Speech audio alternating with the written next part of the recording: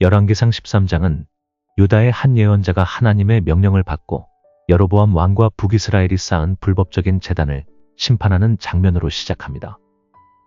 그러나 이후 그는 베델의 늙은 선지자에게 속아 하나님의 말씀을 어기게 됩니다. 이 이야기는 단순한 사건이 아니라 이스라엘 역사와 신앙의 방향에 대해 깊은 상징성을 내포하고 있습니다. 열왕기서 저자는 이스라엘 역사를 기록하다가 갑자기 선지자들의 속고 속이는 이야기를 왜 기록했을까요? 이는 단순한 사건의 나열이 아니라 이스라엘과 유다가 하나님의 말씀을 온전히 따르지 못해 결국 멸망하는 과정을 상징적으로 드러내려는 의도로 보입니다. 열왕기서 저자가 이름도 없는 선지자들의 이야기를 기록한 이유.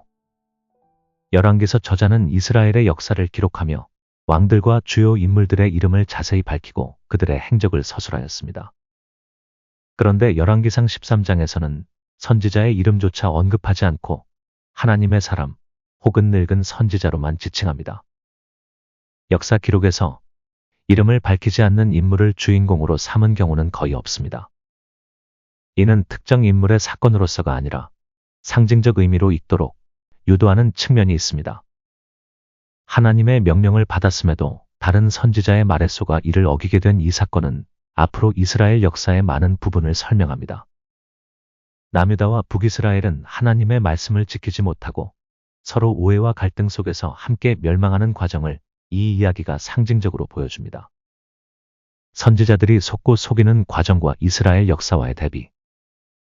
본문 이야기를 살펴보면 북이스라엘의 여로보암은 베델과 단에 금송아지를 만들고 제사를 드렸습니다. 그때 유다의 한 선지자가 베델로 와서 여로보암을 저주합니다. 제사를 드리던 여로보암은 황당하여 감히 자신에게 도전하는 그를 체포하라며 손을 뻗었습니다. 그때 하나님은 여로보암의 손을 마르게 하였습니다. 여로보암은 움직이지 않는 손을 다시 고쳐달라고 유다 선지자에게 부탁하였고 선지자는 기도로 그 손을 고쳐주었습니다. 이러한 경험을 한 여로보암은 그가 참으로 하나님의 선지자인 것을 알고 식사 자리에 초대합니다. 중동 문화에서 함께 식사한다는 것은 둘이 하나가 된다는 뜻입니다. 선지자는 하나님의 명령에 따라 여로보암의 명을 단호히 거절하였습니다. 그가 왕국의 절반을 준다 하여도 여로보암의 손을 잡을 수 없었습니다. 이때 그 소식을 들은 베델의 늙은 선지자 한 명이 급히 달려와 유다 선지자를 만납니다. 그리고 자기 집에 와서 같이 식사하자고 하였습니다. 그의 제안을 거절하자 늙은 선지자는 거짓말을 합니다. 나도 그대와 같은 선지자라. 전사가 여호와의 말씀으로 내게 이르기를 그를 내 집으로 데리고 돌아가서 그에게 떡을 먹이고 물을 마시게 하라 하였느니라 하니 이는 그 사람을 속임이라. 유다의 선지자는 그가 동료 선지자이며 그도 하나님의 말씀을 들었다고 하였을 때 그 말의 진위를 분별하지 못하고 그를 따라가 함께 식사하였습니다. 결국 하나님의 명령을 거역하게 된 유다의 선지자는 죽게 되고 그것이 자기의 속임수 때문임을 안 베델의 늙은 선지자는 자신의 가족 무덤에 그의 시신을 안치하였습니다. 이는 이스라엘과 유다가 하나님의 말씀을 중심으로 함께 서기보다는 서로의 해석과 판단을 기준으로 다투고 분열을 거듭하는 모습과 닮았습니다. 열왕기서 저자는 이 이야기를 통해서 하나님의 말씀을 이용하여 상대방을 속고 속이는 것을 지적하였으며 그 결과가 멸망으로 이어짐을 보여줍니다. 말이나 명분은 하나님의 영광을 위한다고 하지만 실상 그들은 자기 편의 유익을 위하여 속고 속였습니다. 하나님의 뜻보다는 정치적인 유익을 위하여 편파적으로 해석하고 오용하는 잘못을 범했습니다. 남유다는 정통성을 따지고 북이스라엘은 실리를 따지면서 둘 다 똑같이 하나님의 뜻을 왜곡하는 죄를 범하였습니다. 결국 죄의 경중을 따라 멸망하는 순서가 생길지 몰라도 그 끝은 똑같이 하나님의 심판이었습니다. 믿음과 이성의 관계.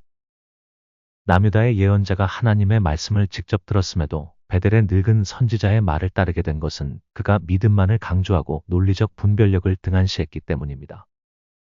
그는 동료 선지자라는 이유로 그의 말을 생각 없이 받아들였고 그 때문에 하나님의 명령을 어겼습니다.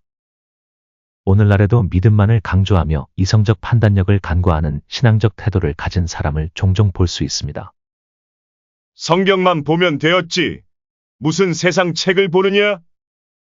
오직 기도하고 말씀만 보면 된다. 더욱이 종교개혁자들이 내세운 구호 중 오직 믿음으로라는 말을 오해하여 믿음 맹종주의를 따르는 사람이 있습니다. 과연 기독교는 무조건 믿기만 하는 종교일까요?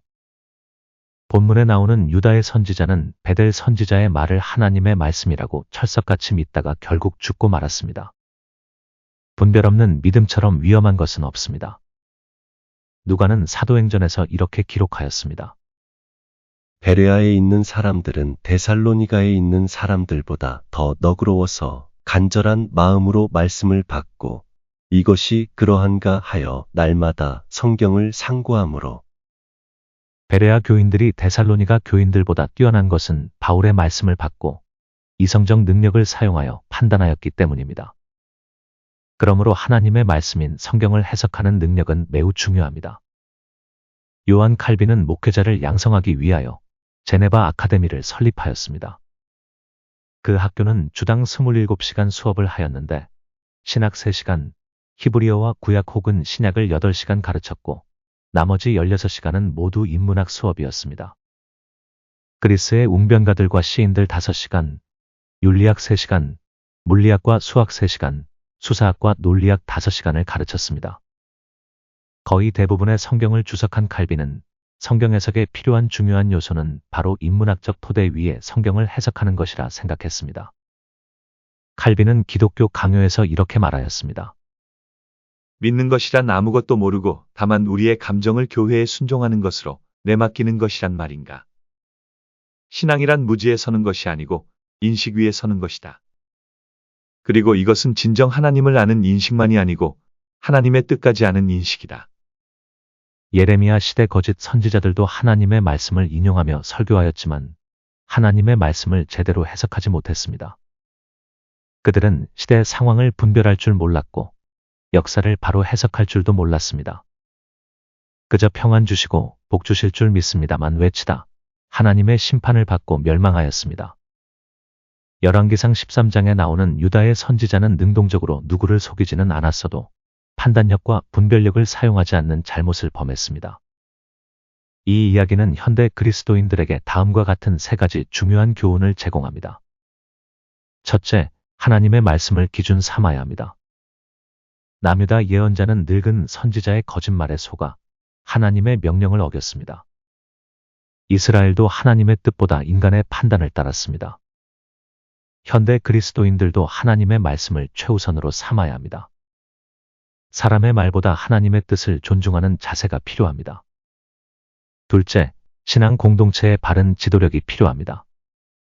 이 이야기는 잘못된 지도력의 위험을 보여줍니다. 이스라엘과 유다는 서로 불신하고 갈등하며 하나님 대신 사람의 말과 권위를 따르는 태도 속에서 영적으로 쇠퇴했습니다. 현대 교회도 하나님의 말씀에 기반한 지도력이 필요합니다. 하나님의 말씀을 중심으로 서로 격려하고 올바른 길로 인도하는 공동체의 역할이 중요합니다. 셋째, 믿음과 이성의 균형을 갖추어야 합니다. 남유다 예언자는 믿음만을 강조하다가 이성적 분별력을 잃었습니다. 현대 신앙인들도 이성의 판단을 소홀히 하지 말아야 합니다. 신앙은 감정적 충성이나 맹목적 복종이 아닙니다. 성숙한 믿음으로 하나님의 뜻을 깊이 이해하고 따라야 합니다. 열왕기상 13장은 이스라엘의 역사적 맥락에서 하나님 말씀의 중심성과 바른 지도력 그리고 이성과 믿음의 조화를 통해 신앙 공동체가 굳건히 서야 함을 교훈합니다. 복음 전파를 위하여 힘쓰는 로고스 커뮤니티를 구독해 주시고 후원해 주시면 감사하겠습니다. 감사합니다.